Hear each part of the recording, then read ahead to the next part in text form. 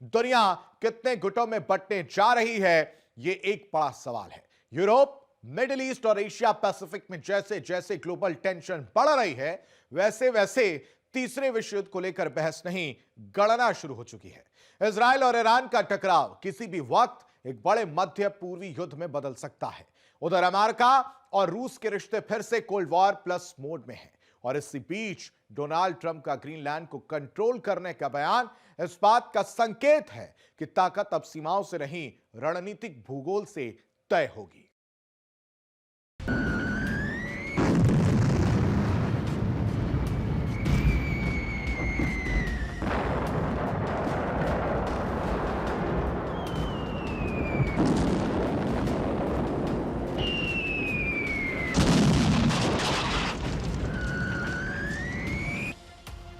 चिंगारी छोटी, तबाही मोटी।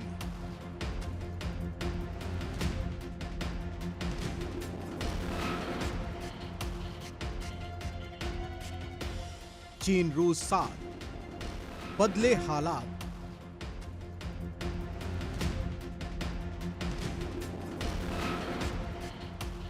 व्हाइट हाउस की चाल, वैश्विक बवाल।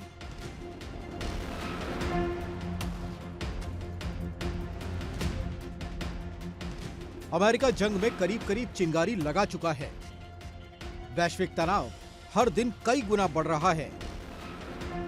ऐसे में एक के बाद एक चेतावनी ये बता रही है कि जंग तो होगी, लेकिन कब, कैसे, इसके लिए एक इशारे का इंतजार है।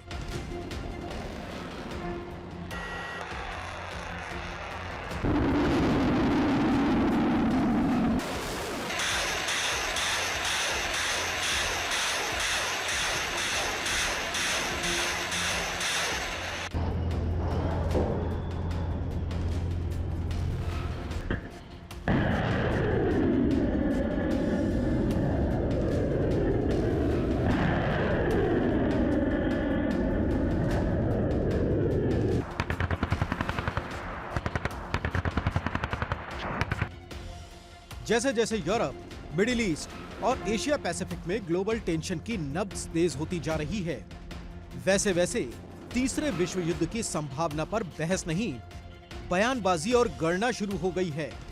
यह दौर सिर्फ टकराव का नहीं, यह दौर है ग्लोबल रिलायनमेंट का।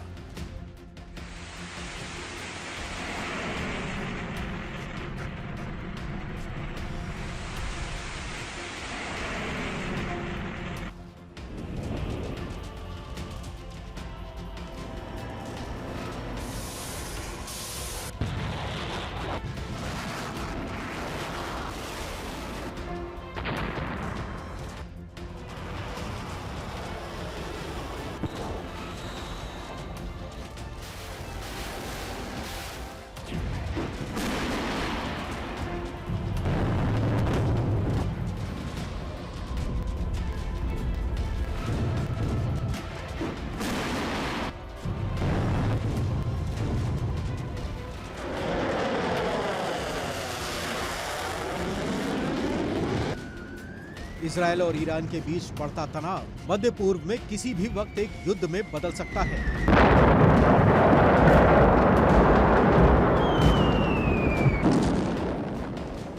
उधर अमेरिका और रूस के रिश्ते एक बार फिर कोल्ड वॉर प्लस मोड में आ गए हैं। इसी बीच डोनाल्ड ट्रंप का ग्रीनलैंड को लेकर खुला दावा ये इशारा करता है कि ताकत अब सीमाओं से नहीं, संसाधनों और रणनीतिक भूगोल से तय होगी।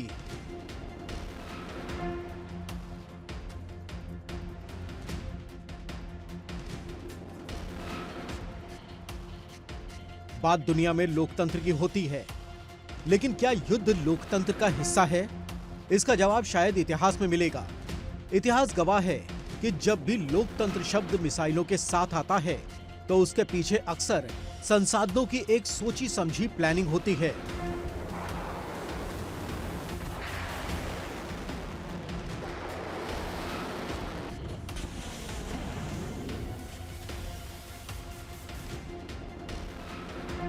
इतिहास पलटकर देखें तो तस्वीर डरावनी है।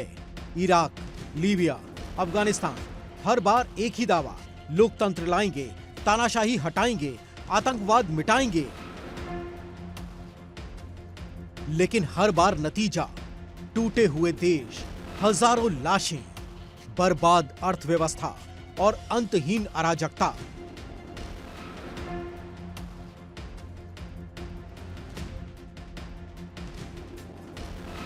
तो सवाल आज भी वही है, क्या लोकतंत्र बमों से आता है? क्या आजादी बाहरी दखल से मिलती है?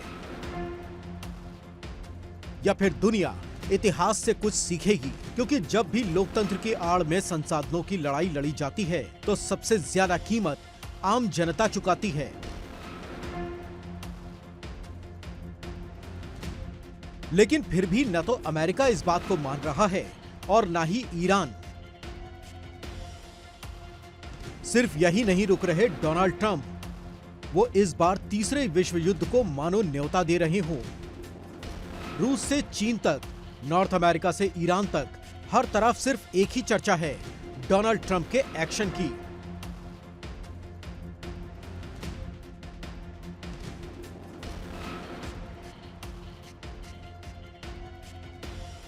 अगर तीसरा विश्व युद्ध होता है तो दुनिया बेतरतीब नहीं बटेगी, बल्कि उभरेगा ब्लॉक बेस्ड वर्ल्ड ऑर्डर, जहां हर देश की हैसियत उसके हथियारों से नहीं, उसकी स्थिति से तय होगी। क्योंकि ये एक ऐसी स्थिति होगी जो दुनिया को बर्बादी की तरफ ढकेलेगी और दुनिया गुटों में बंटनी शुरू हो जाएगी।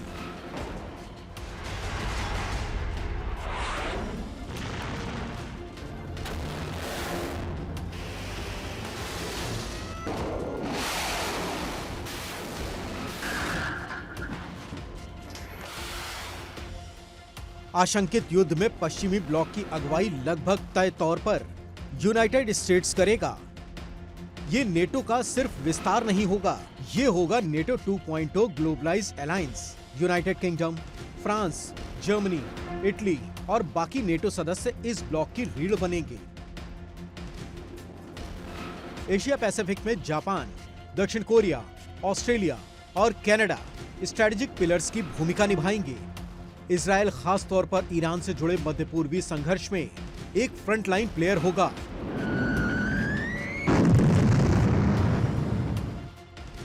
दूसरी तरफ उभरेगा चीन और रूस के नेतृत्व वाला एक काउंटर पावर सेंटर। ये कोई नेटो जैसा औपचारिक गठबंधन नहीं होगा, बल्कि होगा एंटी डोमिनेंस एक्सिस। ईरान और उत्तर कोरिया लंबे समय से चल रही अमेरिका विरोधी नीतियों के चलते इस खेमे के करीब होंगे। बेलारूस पूरी मजबूती से रूस के साथ खड़ा रहेगा।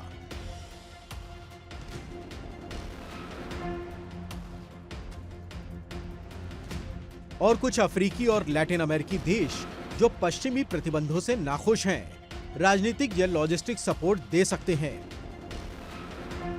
तीसरे विश्व युद्ध की तस्वीर में कुछ देश होंगे फ्लोटिंग फोर्सेस। तुर्की इसका सबसे बड़ा उदाहरण है, नेटो का सदस्य लेकिन रूस और ब्रिक्स से भी करीबी। सऊदी अरब, जो दशकों तक अमेरिका का भरोसेमंद रहा, अब इंटरेस्ट बेस्ड न्यूट्रलिटी की ओर कदम बढ़ा सकता है। कई देश जानबूझकर युद्ध से दूरी बनाए रखेंगे। स्विट्जरलैंड अपनी सदियों पुरानी न्यूट्रलिटी पर कायम रह सकता है। आइसलैंड कम रणनीतिक जोखिम की वजह से सीधे संघर्ष से दूर रहेगा। ग्लोबल साउथ में ब्राजील, दक्षिण अफ्रीका, अर्जेंटीना, चिली, उरुग्वे पक्ष लेने से बच सकते हैं। यूएई और कतर जैसे खाड़ी देश बैलेंस डिप्लोमेसी अपनाकर अपने वित्तीय और ऊर्जा हित साधेंगे। भारत पर भी दुनिया की खास नजर रहेगी। भारत मीडिएटर बने, सप्लाई चेन स्टेबलाइजर बने और विरोधी गुटों के बीच डिप्लोमेटिक ब्रिज का काम करे। मकसद साफ होगा, आर्थिक पतन से बचाव। तीसरा विश्व युद्ध शायद अभी शुरू ना हो, लेकिन उसकी रणनीतिक रेखाएं और खेमे आज ही तय हो रहे हैं। ये जंग सिर्फ हथियारों की नहीं, ये जंग है दबदबे की, दिशा की और दुनिया की।